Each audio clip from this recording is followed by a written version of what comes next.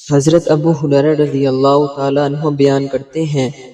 کہ رسول اللہ صلی اللہ تعالیٰ علیہ وسلم نے فرمایا، جو شخص کسی جگہ بیٹھے اور وہاں اللہ کا ذکر نہ کرے تو اس پر اللہ کی طرف سے نقصان ہوگا، اور جو شخص کسی جگہ لیٹے اور وہاں اللہ کا ذکر نہ کرے تو اس پر اللہ کی طرف سے نقصان ہوگا۔ حضرت ابو درداء رضی اللہ تعالیٰ عنہ بیان کرتے ہیں کہ رسول اللہ صلی اللہ علیہ وسلم نے فرمایا، کیا میں تمہیں تمہارے بہترین عمل کے بارے میں نہ بتاؤں جو کہ تمہارے مالک کے ہاں اجر کے لحاظ سے زیادہ بڑھنے والا، تمہارے بلند درجات کا باعث بننے والا، تمہارے لیے سونے اور چاندی کے خرچ کرنے سے بہتر، اور تمہارے لیے دشمن سے ایسا جہاد کرنے سے بہتر جس میں تم ایک دوسرے کی گردنیں اڑاؤ؟ صحابہ رضی اللہ تعالیٰ عنہم نے عرض کیا، کیوں نہیں، ضرور بتائیں۔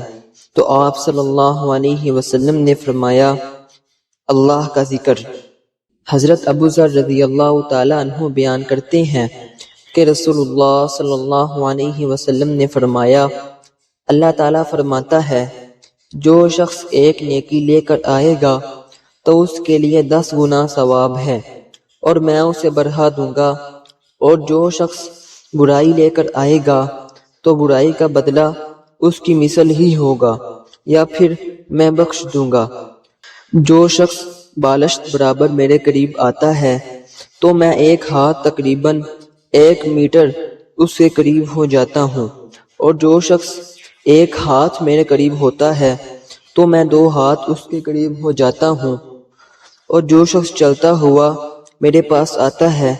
تو میں دوڑتا ہوا اس کے پاس آتا ہوں۔ جو شخص زمین بڑھ کر گناہ لے کر میرے پاس آئے گا تو میں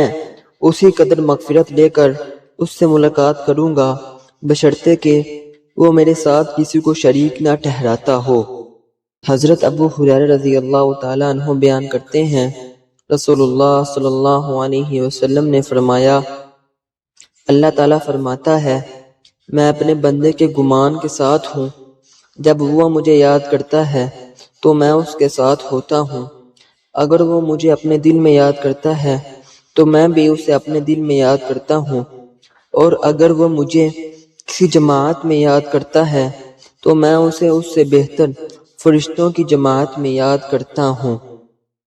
حضرت ابو ہریرہ رضی اللہ تعالیٰ عنہ بیان کرتے ہیں کہ رسول اللہ صلی اللہ تعالیٰ علیہ وسلم نے فرمایا، 3 آدمیوں کی دعا ضرور قبول ہوتی ہے، روزہ دار جب وہ افطار کے وقت دعا کرتا ہے، عادل بادشاہ اور دعائے مظلوم، اللہ اس کو بادلوں کے اوپر اٹھا لیتا ہے، اس کے لیے آسمان کے دروازے کھول دی جاتے ہیں، اور اب فرماتا ہے، میری عزت کی قسم، میں ضرور تمہاری مدد کروں گا، خواہ کچھ دیر سے ہو۔